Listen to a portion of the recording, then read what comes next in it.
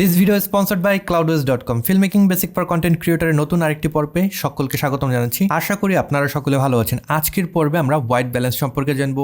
White balance জিনিসটা কি, কেন আমাদের পারফেক্টলি হোয়াইট ব্যালেন্স সেট করতে হয়, এই সকল বিষয়ে বিস্তারিত আমরা কিন্তু জেনে নেব। তো প্রথমেই চলে আসি হোয়াইট ব্যালেন্স জিনিসটা কি। আমরা যে ক্যামেরা দিয়ে ভিডিও ধারণ করি সেই ক্যামেরা কিন্তু লাইট ছাড়া আর কিছুই চেনে না, তাকে লাইট আসলে আমাদেরকে চিনিয়ে দিতে হয়। সাপোজ আপনি একটা ভিডিও ধারণ করছেন, সেখানে হতে পারে আপনি স্টুডিও কোনো লাইট ব্যবহার করছেন, হতে পারে সেটা আপনি বাইরে বসে ভিডিওটা শ্যুট করছেন, কিংবা ডিআইওয়াই এলইডি যে লাইটগুলো রয়েছে সেগুলো ব্যবহার করে আপনি ভিডিওটা ধারণ করছেন। হোয়াইট ব্যালেন্স হলো ওই জিনিসটা আপনি ক্যামেরাকে বলে দিচ্ছেন আমার ভিডিওতে পারফেক্ট হোয়াইট কালার কি আছে।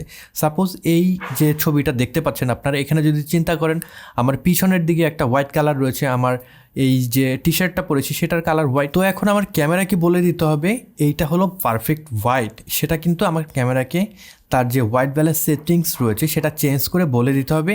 এতে করে যেটা হবে, আপনি যে ভিডিওটা ধারণ করবেন সেটার কালার আপনি খুব ভালো পাবেন, পারফেক্ট একটা কালার পাবেন। আমরা নর্মালি রিয়েল লাইফে যেরকম কালার দেখতে পাই সেরকম একটা লুকিং কালার কিন্তু আপনি পাবেন। এখন এক লাইটের যে কালার টেম্পারেচার সেটা কিন্তু ডিফারেন্ট হয়। এই টেম্পারেচারটাকে আসলে পরিমাপ করা হয় ক্যালভিন নাম্বার দিয়ে। আপনারা যখন কোনো বাল্ব কিনবেন সেটার যে বক্স থাকে ওইটার গায়ে লেখা দেখবেন একটা ক্যালভিন নাম্বার দেওয়া থাকে। ওই ক্যালভিন নাম্বারটা আসলে রিপ্রেজেন্ট করে সেই লাইটটা আসলে ওয়ার্ম কালার প্রডিউস করবে নাকি কুল কালার প্রডিউস করবে। তো ওই ওয়ার্ম এবং কুল কালার এই জিনিস দুইটাই কি, এই জিনিস দুইটার ভিতরে কুল কালার হলো আমরা নর্মালি যে বাইরে সূর্যের আলো দেখতে পাই, এইটা মূলত ব্লু টাইপের কালার থাকে। কিংবা আপনারা যদি শীত প্রধান দেশে খেয়াল করেন, সেখানে অনেক বরফের ভিতরে আপনি যে লাইটটা দেখতে পাচ্ছেন সেটা যখন পতিত হয় সূর্য থেকে, যে লাইটটা আসে তখন ওই জায়গায় কিন্তু একটা ব্লুইশ টাইপের লাইটিং দেখা যায়, ওইটাকে বলা হচ্ছে কুল কালার। আবার মনে করেন আপনি বাইরে কোথাও শীতের সময় আগুনেই জ্বালালেন, রাইট? তো সেখানে আপনি ক্যাম্প ফায়ার করলেন, সেই আগুনটা আমরা কাঠপুরে যে আগুনটা পাচ্ছি সেটার কালার কিন্তু একটু ইয়েলো টাইপের থাকে। ওই আলোটা যখন আপনার ফেসে পড়বে তখন কিন্তু ইয়েলো টাইপের একটা টোন জেনারেট হবে। আপনার অ্যাকচুয়াল যে স্কিন কালার সেটার থেকেও কিন্তু অরেঞ্জ টাইপের একটা টোন কিন্তু তখন আমরা পাবো। ওই জিনিসটাকে বলা হচ্ছে ওয়ার্ম কালার। তো ওয়ার্ম কালারের যে নাম্বার সেটা আসলে নিচের দিকে হয়। সাপোজ 3200 ক্যালভিন, এটা কিন্তু একটা ওয়ার্ম টেম্পারেচারের কালার। আবার যদি আমরা বলি 5600 কেলভিন, সেটা কিন্তু একটু কুল টেম্পারেচার কালার, যেটা একটু ব্লু এর দিকে চলে যায়। সো এখন আপনার যে লাইটটা কিনবেন সেই লাইটের আপনি ওয়ার্ম কালার কিনেছেন নাকি কুল কালার কিনেছেন সেটার উপর ডিপেন্ড করে আপনার ক্যামেরার যে সেটিংস রয়েছে ওইটা যদি আপনি পারফেক্টলি সেট করে দেন, আপনার ভিডিওটা কিন্তু প্রফেশনাল লুকিং একটা ভিডিও পাবেন। তো এখন বাইরে যখন আমরা ভিডিও শ্যুট করি সবসময় কিন্তু আমাদের ক্যামেরায় ওইটা ম্যানুয়ালি আসলে সেট করার উপায় থাকে না।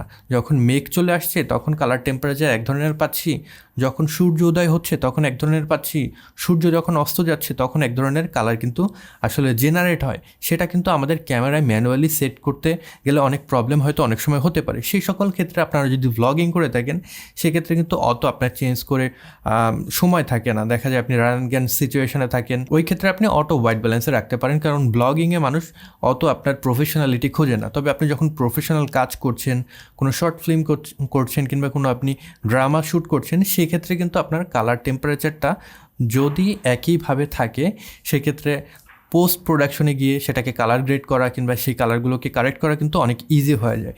তখন আমরা কী করি, তখন নর্মালি দেখা যায় গ্রে কার্ড ব্যবহার করা হয়। গ্রে কার্ড হলো 50% গ্রে কালারের একটা কার্ড, যেটা আপনি ক্যামেরার সামনে ধরলে পরে ক্যামেরার নির্দিষ্ট ক্যামেরায় এক ধরনের ক্যামেরা এক ধরনের সেটিংস থাকে আসলে। তো সেটা যদি আপনি ফ্রেমের সামনে ধরেন, ওই জায়গায় আপনি ক্যামেরার যদি ওকে বাটন প্রেস করেন, অটোমেটিক্যালি আপনার ক্যামেরা সেন্স করে নেয় আসলে এটা হলো 50% গ্রে একটা কালার। তখন কিন্তু সে তার মতন করে হোয়াইট ব্যালেন্সটা আসলে ঠিক করে নেয়। আবার দেখা যায় অনেক সময় আপনার কাছে যদি গ্রে কার্ড না থাকে, আপনি নর্মাল যে হোয়াইট কালারের কোনো পেজ রয়েছে, কাগজ রয়েছে, সেটাও কিন্তু রেফারেন্স হিসেবে ব্যবহার করতে পারেন। ওইটা দিয়েও কিন্তু পরবর্তী সময় আপনি হোয়াইট ব্যালেন্সটা করে নিতে পারবেন। তবে আপনি ইন ক্যামেরায় যদি হোয়াইট ব্যালেন্সটা পারফেক্টলি আসলে সেট করেন তখন কিন্তু আপনার পোস্ট প্রোডাকশনে বা এডিটিংয়ের সময় অত ঝামেলা করতে হয় না, ম্যানুয়ালি আপনার কালার অ্যাডজাস্টমেন্ট করতে হয় না, ম্যানুয়ালি টেম্পারেচার চেঞ্জ করতে হয় না। কারণ অনেকগুলো শ্যুট যখন হয়ে যায়, অনেকগুলো ক্লিপ যখন থাকে, প্রত্যেকটার আপনারা যখন ম্যাচ করতে যাবেন অনেক প্রবলেম হবে। সেক্ষেত্রে একটা গ্রে কার্ড দিয়ে আপনি যদি প্রত্যেকটা সিনের শুরুতে আপনার যে হোয়াইট ব্যালেন্স রয়েছে সেটা ঠিক করে নেন, তাহলে কিন্তু আপনার এডিটিংয়ের সময় অত অসুবিধা হবে না। আপনার পুরো ভিডিও জুড়ে কিন্তু একই টোনের একটা কিন্তু কালার সেখানে আপনি পাবেন। অনেক সময় দেখা যায় আপনি কোনো ওয়েডিংয়ের কাজ করছেন কিংবা আপনি ডকুমেন্টারির কাজ করছেন, সেখানেও কিন্তু আপনার রান অ্যান্ড গান সিচুয়েশনে থাকতে হয় এবং তার সাথে সাথে প্রফেশনাল লুকিং একটা ভিডিও কিন্তু আপনার অ্যাচিভ করতে হয়। ওই সকল ক্ষেত্রে আপনি কি করতে পারেন, ওই সকল ক্ষেত্রে আপনি যেটা করতে পারেন, আপনার ক্যামেরায় কিছু প্রিসেট দেওয়া থাকে হোয়াইট ব্যালেন্সের জন্য সেগুলো ব্যবহার করতে পারেন।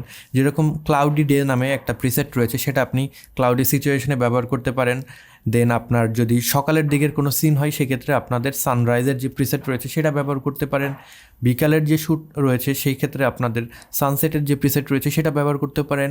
শেডের একটা প্রিসেট রয়েছে, আপনি যদি কোনো গাছের ছায়ায় যান কিংবা কোনো শেডের নিচে দাঁড়ান সেক্ষেত্রে ওই শেডের যে প্রিসেট ওটা কিন্তু বেটার কাজ করবে। সো আপনি রান অ্যান্ড গান সিচুয়েশনে থাকলে জাস্ট প্রিসেটগুলো ব্যবহার করে কিন্তু আপনার হোয়াইট ব্যালেন্সটা মোটামুটি ঠিক করে রাখতে পারেন। এতে করে পোস্ট প্রোডাকশনে আপনার অনেক কম ঝামেলা আসলে পোহাতে হবে। আবার অনেক সময় মনে করেন আমি সব কিছু এইভাবে শ্যুট করব, পোস্ট প্রোডাকশনে গিয়ে আমি সব ঠিক করব, সেটা কিন্তু সবসময় সম্ভব হয় না, কারণ আমাদের কাছে অত এক্সপেন্সিভ ক্যামেরা থাকে না যেটা দিয়ে আমরা র ফর্মে ভিডিও ধারণ করতে পারি। আমরা মূলত দেখা যায় কম্প্রেস ফর্মেটে কিন্তু ভিডিওগুলো ধারণ করি। ওই ক্ষেত্রে আপনি যদি পোস্ট প্রোডাকশনে গিয়ে কালার টেম্পারেচার অ্যাডজাস্ট করতে যান, অনেক সময় দেখা যাবে আপনার কালারটা কিন্তু নষ্ট হয়ে যেতে পারে, কারণ ওইখানে অত বেশি ইনফরমেশন থাকে না যাতে করে আপনি পোস্ট প্রোডাকশন অত ফ্লেক্সিবিলিটি পান। এই সকল ক্ষেত্রে যদি আপনি কাজ করতেই চান এমনভাবে, সেক্ষেত্রে কিন্তু আপনাকে র ফরম্যাটে ভিডিও ধারণ করতে হবে, যেটা খুব এক্সপেন্সিভ ক্যামেরা ছাড়া সম্ভব না। তো আশা করি আপনারা বুঝতে পেরেছেন হোয়াইট ব্যালেন্স জিনিসটা কি, কেন সেটা আমাদের পারফেক্টলি সেট করা উচিত, যদি আমরা পারফেক্টলি সেট করি কী কী আমরা সুবিধা পাবো। ভিডিওর এ পর্যায়ে cloudways.com-কে অসংখ্য ধন্যবাদ জানাচ্ছি এইরকম একটা সিরিজে স্পন্সর করার জন্য। আপনার যদি কোনো ওয়েবসাইট থেকে থাকে, সেটা থেকে যদি আপনি ভালো পারফরমেন্স না পেয়ে থাকেন, সেক্ষেত্রে cloudways.com কিন্তু আপনি একবার টেস্ট করতে পারেন। নিচের ডেসক্রিপশন বক্সে লিঙ্ক দেওয়া থাকবে, সেখানে আপনারা সাইন আপ করে 3 দিনের ফ্রি ট্রায়াল পাবেন। এর ভিতর আপনার ওয়েবসাইট আপনি মাইগ্রেট করে নিয়ে এসে সেখানে টেস্ট করতে পারবেন আসলে কীরকম পারফরমেন্স পাচ্ছেন। cloudways.com-এর স্পেশালিটি হলো সেখানে আপনি ডেডিকেটেড ক্লাউড হোস্টিং আসলে তৈরি করতে পারছেন, সার্ভার তৈরি করতে পারছেন নিজের মতন করে। 2 GB র্যাম দরকার আপনার, 4 GB র্যাম, আপনার আসলে ওয়েবসাইটের উপর ডিপেন্ড করে আপনি কিন্তু রিসোর্স সেখানে নিবন্ধন করে দিতে পারবেন এবং সেভাবে আপনার একটা ওয়েব সার্ভার তৈরি করতে পারবেন। সেই সার্ভারে আপনি এক বা একাধিক কিন্তু ওয়েবসাইট রান করতে পারবেন আপনার রিসোর্স অনুযায়ী। সো আপনারা cloudways.com টেস্ট করে দেখতে পারেন, খুবই ইজি টু ইউজ। নর্মাল মানুষজনের কথা চিন্তা করে আসলে ওটা বিল্ড করা হয়েছে। আমরা যদি কোনো ডেডিকেটেড সার্ভার তৈরি করতে চাই সেক্ষেত্রে কিন্তু আমাদের অনেক নলেজ দরকার হয়, আমাদের কমান্ড প্রোব দিয়ে সেটা কন্ট্রোল করার দরকার হয়। তবে cloudways.com-এ ওরকম কোনো ঝামেলা নেই, জাস্ট ভিজুয়াল ইন্টারফেস ব্যবহার করে কিন্তু আপনি সেখানে একটা সার্ভার তৈরি করে আপনার যে ওয়েবসাইট রয়েছে সেটাকে হোস্ট করতে পারেন। তো এই ছিল আজকের ভিডিও। আশা করি ভিডিওটি আপনাদের ভালো লেগেছে। যদি ভালো লেগে থাকে কিংবা এই ভিডিও থেকে যদি নতুন কিছু শিখে থাকেন, সেক্ষেত্রে এই ভিডিওটিতে একটি লাইক দিতে পারেন, কমেন্ট বক্সে আপনাদের মতামত জানাতে ভুলবেন না। এই চ্যানেলে আপনি নতুন হয়ে থাকলে সাবস্ক্রাইব করে রাখবেন। I'll catch you guys on the next one. Until then, goodbye.